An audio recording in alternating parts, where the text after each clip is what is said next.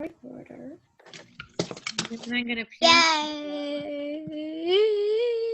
So Fiona, we know that you're making extra noise. Do you need to do that right now? Or can you turn your voice off? Thank you. Okay. So yesterday we knew that Roz played hide and seek with Jad and Jaya, and that she is the best hider and seeker ever, right? Is she super good at hide and seek? Yeah. Yes, she's really good. And then after that, they were done, and Roz looked up in the sky, and what did she see that she wished she could be? Who wants to say? A flock? No. What did It's a goose. Goose. No. Oh, she saw an eagle. What did she see, Riley? A vulture. No, Hannah, what did she see? A hawk. A hawk. And why did she wish she could be the hawk? Then she could fly wherever she wanted. Right, because can't she go where she wants to go right now? Yeah. No. How come she does? How come she can't? Because Mr. Sharif has a tracker on her. Right. Now, you guys, did you hear what Riley said? That Mr. Sharif has a tracker on her. And remember when she left the farm to go get the drone? What happened when she left? got super mad. Right, because why? Because he didn't want her to ever leave the farm. Right, he always wants to know where she's at, right? Because she's his property. If you're talking to your mommy, you should stop talking to your mommy right now. Okay, so she just is still feeling homesick, and what's her main thing? She wants to, what does she want to do? She wants to get back in the forest with Bright Bill. Right, so she wants to escape, and she spends her time thinking about escaping, but she knows she needs help. And who is she thinking about turning to for help? Jay and Dad. Yeah, because the children might be able to help her. So let's keep going. Her eyes followed the bird as he soared through the sky, free to go wherever he pleased. Chapter 18, The Entertaining Robot. The children wandered out behind the farm buildings, through a clearing and over to an old oak tree. It was the same tree their father had climbed when he was a boy. Mr. Sharif's initials were carved into the bark at the bottom of the long list of initials. For generations, all the Sharifs had carved their initials into that tree, going back to the ancestors who first built the farm. Someday the children would add their initials to the list. Beneath the leafy branches was a scattering of acorns. Jad cleared a spot for himself, sat down, and pulled a small computer from his pocket while Jaya climbed above. The siblings spent the afternoon there, lazing around the tree until the robot marched past carrying the big, heavy toolbox. "What you doing, Roz?" called Jad. The robot stopped. "The drone has crash landed again, and I'm going to fix it again. That drone has trouble, doesn't he?" "Do you need any help?" "I do not need any help. I'm bored," said Jaya, her legs dangling at her brother's head. "Can you do something fun, Roz?" The robot put down the toolbox and said, "What would you like me to do?" "I don't know," said Jaya. "Can you do a backflip?" Do you think that robot can do a backflip? No, if she falls, then it will break her body. Let's see. I don't know. She can probably. Chloe and If she falls down. Chloe and Riley, how hard is it to do a backflip? I can't do a backflip. Let's see. But I can do a front flip. Yes, I can do a backflip. I can't do a backflip. Okay, voices off. Yes, I can. Yes, I can do a backflip. A grin spread across the girl's face. Roz, I order you to do a backflip. At that, Roz crouched, and then she leaped into the air and flipped backwards and gently landed on her feet. I knew it. Perfect backflip. Dad put his computer away. Jaya jumped down from the branch. The children were impressed. What else can you do? Said Dad. Can you juggle? Is juggling hard? Yes, I can juggle. I order you to juggle. I ordered you to juggle some acorns.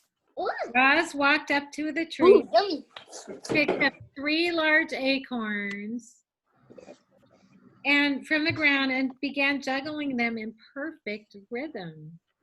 Jaya studied the robot's movements and then began tossing acorns into the air as well. The first one went a little too high, the next one went a little too far. And soon they were tumbling back into the grass.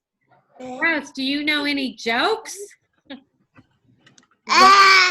Maybe he does. Why did the chicken cross the road? Never mind, Jad scratched his head. Can you tell us a story? What kind of story would you like to hear? A robot story, said Jad. An animal story, said Jaya. How about a robot and animal story, said Rob. The children smiled at each other. Then they sat against the tree and looked up at their robotic storyteller. Once upon a time, there was a robot who lived alone on an island, Roz began. She spent her time wandering across mountains, forests, and rivers.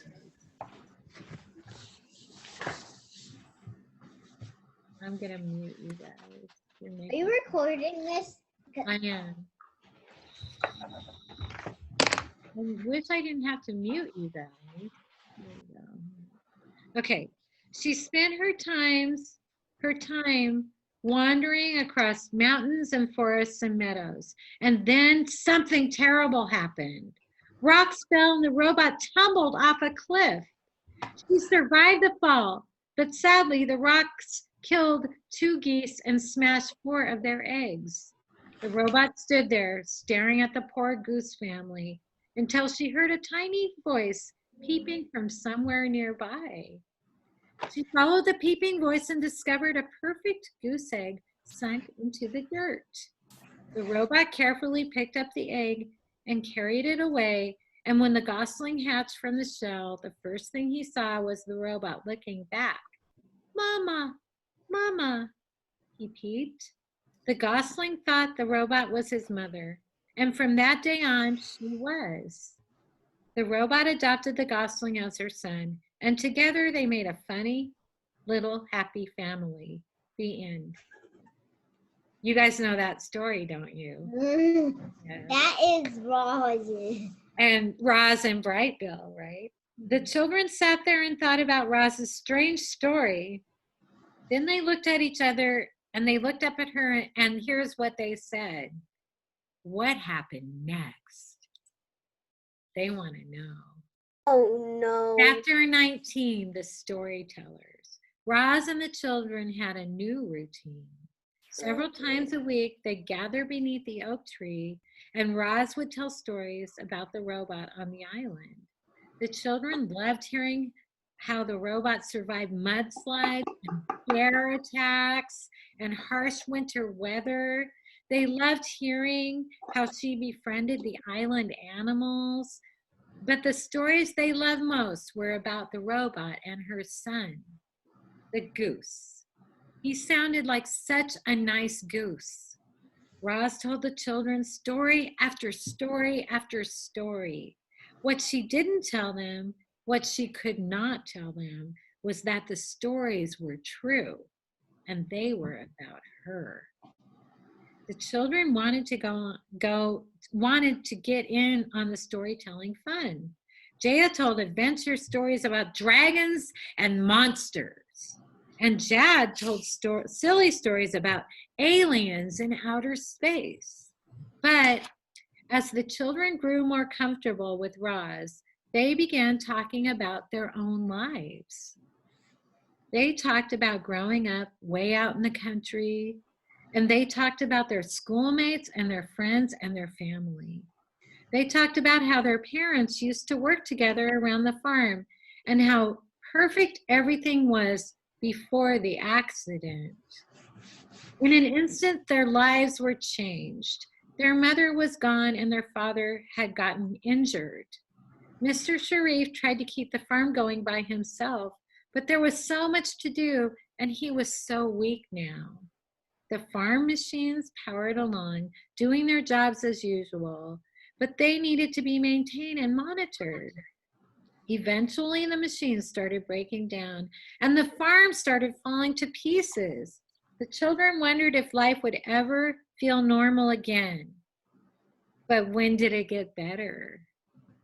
Who could say? Roz came along. When Roz came. Is it brain break? My brother told me it's brain break. No, it's not brain break. Please be quiet until I say. That's why we got you, Roz, said the girl. We needed you to save this place. And that's exactly what you're doing, said the boy with a smile. And here's a picture of Roz with Jaya and Jad in the oak tree.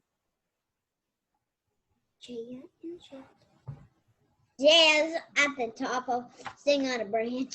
Finn, And Jad Finn, can you hear if you're jumping around like that? Are you listening? I'm going to do one last chapter. This is called The Wild Animals. Like you, Finn, are you a wild animal? Yeah, he's a wild animal.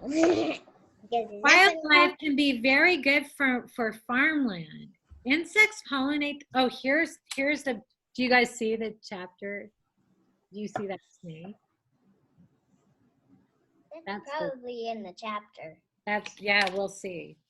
Wildlife can be very good for farmland. Insects pollinate the plants. Snakes eat the pests. The droppings, that's the poop, of rodents and birds and every other animal are like fertilizer. They are fertilizer. Roz wanted more of these. Roz wanted more of those helpful creatures on the farm. So she wants more creatures on the farm. Turn around, please. You're not listening. Roz wanted more of these animals on the farm. Up from the ground emerged native weeds, flowers, woody brambles, and with the wild plants came wild animals. But then some creatures came skulking around who were not helpful at all. It started when Roz noticed a heavy scent floating on the breeze. She could smell it. She followed the scent out to a narrow strip of forest on the edge of the property. There were clumps of fur in the undergrowth and claw marks in the dirt. There was blood too, lots of it. And then she found the carcass. A deer had recently been killed and eaten. The robots had spun all the way around as she scanned the area. Not far from the carcass was a pile of droppings. What are droppings? Who can say? Poop! Yes, Ooh. they're poop. Poop. The droppings tell you a lot. What do they tell you? Someone's been eating. Or they tell you who was there, right? Yeah. Okay. Not far. Okay. It looked like it might have come from a dog, but Oscar wasn't large enough or ferocious enough to kill a deer. What kind of animal could have done this? Do you guys have any ideas? I know. Can I say what I think it is? Oh, It's a bear. who's shouting like that? Who was that? Don't shout out. Raise your hand. Let me see. Okay, Naomi, go ahead. It's a bear. It looked like dog tracks. Briley, you go ahead. A wolf. Let's see. That's my guess, but we'll A see. coyote. Or a coyote. A Fiona, eagle. Fiona, don't do it. Fiona. Shh. Okay. What kind of animal could have done that?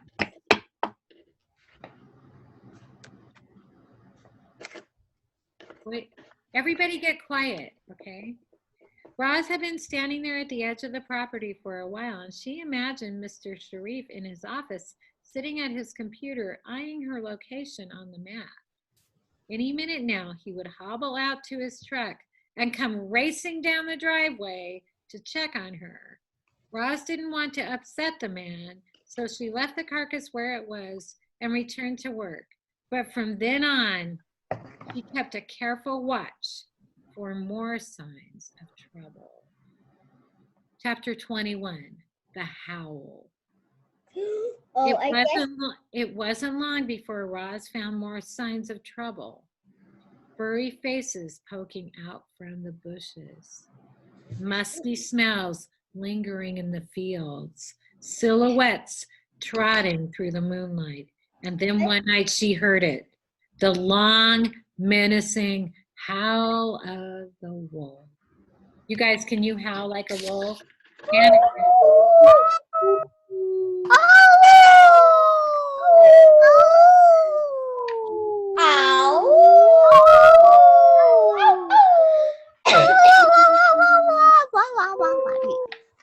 Chapter 22, The Wolves. There they are. Was Riley right? Yes. The attack happened at dusk. 7 beastly shapes bounded over the fence and into the pasture. Old Annabelle had wandered off from the herd, and now she made an easy target. The herding machine saw the wolves coming and rolled in their direction. But the hunters were clever. They split up, darted past the clunky machine, and surrounded their target. The wolf pack was led by a large male. There he is. Well, let me see. His name was Shadow, and it was easy to see why. He was quick and quiet and covered in dark fur, except for a long, pale scar. You see that scar? Miss Childs, this is Riley. I remember Shadow. Yes. Hey, don't be a spoiler alert. Except for a long, pale scar that streaked across his body like a comet. Shadow locked eyes with the cow, distracting her with his fierce gaze. And when his pack was in position, he said this: "Attack!" The wolves lunged, snapping their jaws at the cow's skinny legs. Annabelle kicked and hollered, "Stay away from me, you brutes!" She was a big animal, but the wolves knew what to do. They kept biting her, kept taunting her, kept wearing her down. The herd watched from afar. They cried out to their friend. They wanted to help, but they were too frightened to move. Well, reader, you can guess who came to the rescue. Footsteps thundered across the pasture, and Roz leaped into the fight. Had she swung her fists or kicked her feet, the wolf pack would have fled. But what? She can't be violent. She wasn't programmed to be violent. All she could do was awkwardly defend the cow. Roz felt teeth clomping her arm. She felt claws slashing her chest. Her pain sensors flared and she howled, "Leave us alone!" The robot's booming voice startled the wolves, and in an instant she pried one of them away. Then Annabelle landed a hard kick, and another wolf tumbled backward in the grass. More help was coming. The cows had finally found their courage, and the angry herd was on the march. The wolves had missed their chance. Shadow gave a frustrated grunt, and the pack retreated. They dashed through the pasture, leaped over the fence, and disappeared into the trees. The robot activated her headlights, and shafts of light beamed out from her eyes. While the herd crowded around, Roz carefully examined Annabelle's injuries. "I need to clean and dress these bite wounds," she said to the robot, "but you will be okay." Of course I'll be afraid of cow panted. Why I'm did the old, cow but even I'm go with the feisty. herd? Those wolves don't scare me. Annabelle talked tough, but there was no mistaking the fear in her eyes. Why did All the cows were afraid. They knew that if the wolf attacked again, their next victim might not be so fortunate. why did Annabelle even leave the herd?